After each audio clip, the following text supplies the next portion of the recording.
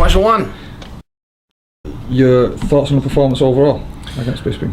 Well, mission number 1 victory, so mission accomplished.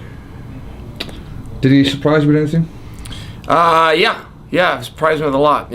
I knew he was a tough guy. There's very few guys that have been able to solve that puzzle.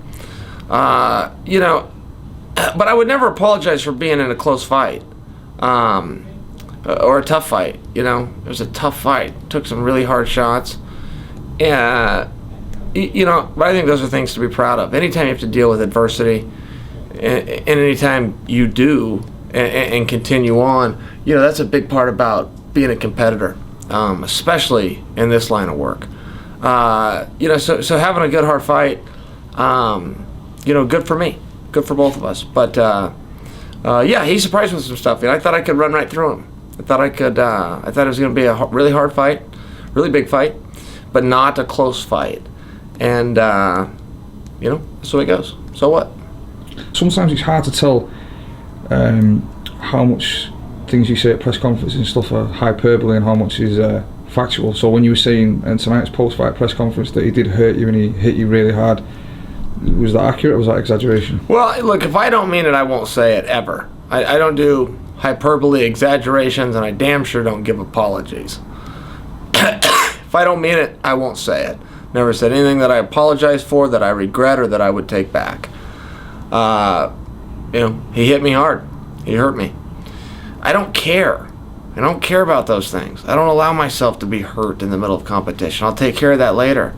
And I also don't know what's up with all these fighters and their little fake egos that refuse to admit when they get hurt.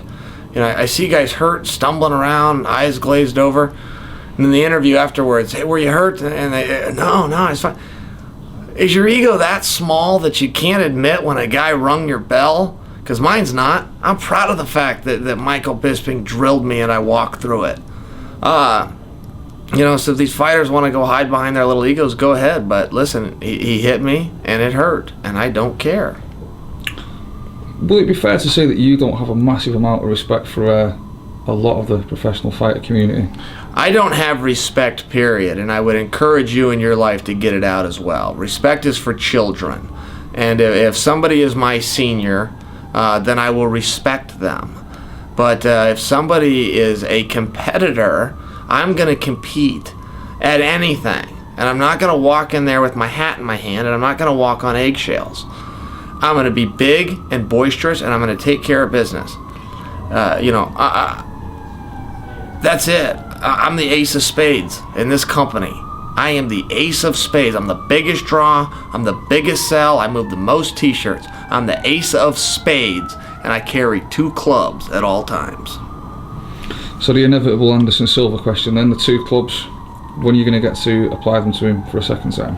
Yeah, those things aren't up to me. I don't wait around for Anderson Silva. I had my chance to wait around for him this time. They told Anderson, hey, you can fight Chael or you can fight nobody. And he elected to fight nobody. And they said, hey, we think we can lure him. We think he'll do it, but it's going to be X day. I said, I'm not interested in waiting. I'm not going to wait for Anderson or anybody else. I'm a competitor. And it's not about title fights for me. It's never been. I've never asked for a title fight. It's about the title. And if one of these other guys, Bisping, one of these other guys can beat me before I destroy Anderson, then good for him. I shouldn't have the title anyway. I don't want a title that was handed to me. I don't want a title that I don't deserve. I want to wake up, look in the mirror, and know that I'm the best in the world.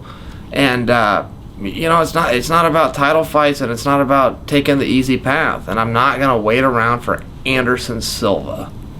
Well, what options does Anderson actually have, though? Like, as far as your understanding of how the UFC works, you can't refuse to fight people till the end of days. Yeah, well, that's not true. He most certainly can. This isn't a draft. It's a volunteer army. And if you don't want to compete, you don't have to. He's a very wealthy man. And if he chooses to retire and move on, he's going to make that decision at some point. So why not go out now? Why not go out on top? He knows as well as I know what's going to happen if we get locked in there together. So why not go out now? Why not come up with the injury and, geez, it turned out to be a little worse than I thought it was. You know what? It looks like it's probably career ending.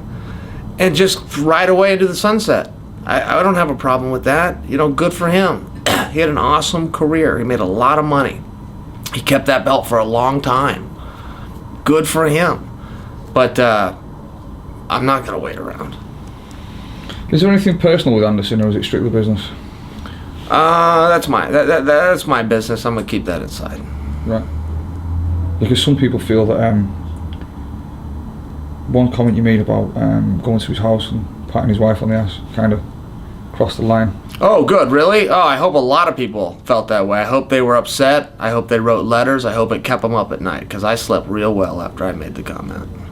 No regrets? Next question. Okay. Comparing Anderson to Bisping, who gave you a tougher time? Looked like Bisping. Yeah, I mean, it's not a matter of me sharing my opinion. This isn't a popularity contest, One guy was a hard fight and one guy wasn't. You got to understand, I've never lost a round of fighting in my life. I am the most dominant fighter in this sport. I fought 48 men, 49 after Michael Bisping. If you set a stopwatch on all of those fights and recorded how long I was ever in trouble, you wouldn't have one collective minute. I am the most dominant one-handed fighter this sport has ever seen. I lost a round tonight. Okay? My 2 judges gave a round to Michael Bisping. I can't make that claim anymore. Michael Bisping's a tough guy. Anderson didn't even come close. 300 punches to 11. I had 2 10-8 rounds against him. I dropped him twice. In any other planet, that fight is stopped in the 3rd round due to unanswered punches. That referee was in awe of what he was seeing and didn't know what to do. Anderson looked to the referee at one point as though, are you going to pull this guy off me? And he still didn't do it. So, you ask me who's tougher. I mean, come on, guys. Watch the fight yourself. But pull that $50 out of your pocket, put it down, and watch the fight yourself. Why did you say you're a one-handed fighter? I'm sorry, what's the question? You just said a second ago you're the toughest one-handed fighter. No, not one-handed fighter. Toughest fighter, then I probably follow that up with something brilliant like ever. But not one-handed. I got 2 hands. Okay. You're fond of the phrase "make the walk." What exactly is making the walk? You got to make that walk. These guys pull out of competitions. These guys don't want to go out there. These guys say that they're hurt. Guys, my hand hurts, or my finger's broken, or my hamstring. Whatever you need one of those for is. I've seen guys pull out of fights for a staph infection. Do you guys know what a staph infection is? Exactly. Of course you don't, because it's nothing. You take antibiotics for 48 hours. It doesn't matter. Guys are skipping out of fights for them.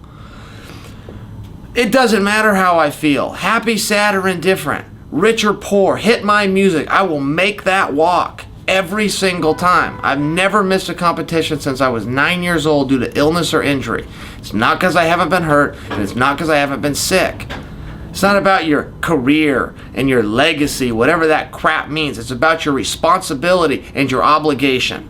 And if you signed a contract and you told people you would do something and they purchased a ticket to see you do it, you have an obligation and a responsibility to follow through on your end of the deal. And I will make that walk every time.